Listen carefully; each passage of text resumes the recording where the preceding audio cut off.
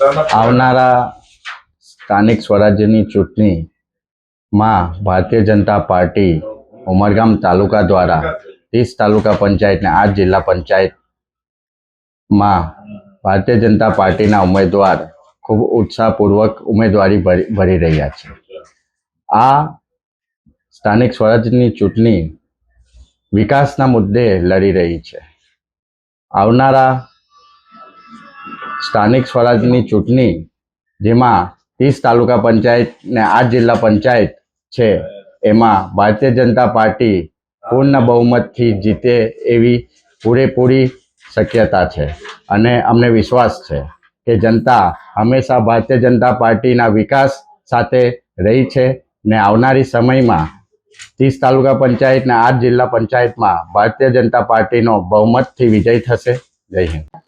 ઉમરગામ તાલુકાની અંદર જે 2011ની વસ્તી ગણતરી પ્રમાણે 3,54,000ની વસ્તી છે, એમાં 68% આદિવાસીઓ છે। આદિવાસીની અંદર વાલી, ધોળી અને હળપતિ આવે છે। અમે 9 સીટ ધોળી સમાજને આપી છે, 2 સીટ એમાં ધોળી સમાજને જિલ્લા પંચાયત આપી છે। ત્યારબાદ અમે વાલી સમાજને 14 સીટ આપી છે, એમાં 1 સીટ અમે જિલ્લા પંચાયતને આપી છે, 13 સીટ અમે તાલુકા પંચાયતને આપી છે।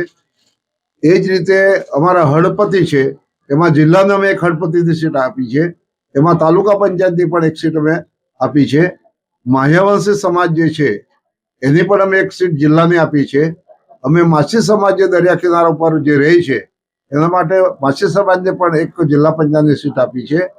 કોળી સમાજની પણ 7,000ની વસ્તી છે, એને પણ અમે 1 સીટ આપી છે।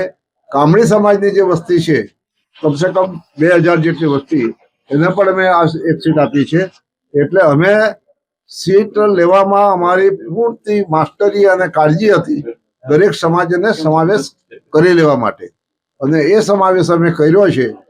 ત્યારે અમે ચોક્કસ એમ કહીએ છીએ કે અમારી ચૂંટણીલક્ષી નીતિની અંદર અમે જે સમતુલ જાળવવા માટેની જે વિગત મૂકી છે એમાં જરા પણ કોઈ જગ્યાએ ખોટું અમે કર્યું નથી।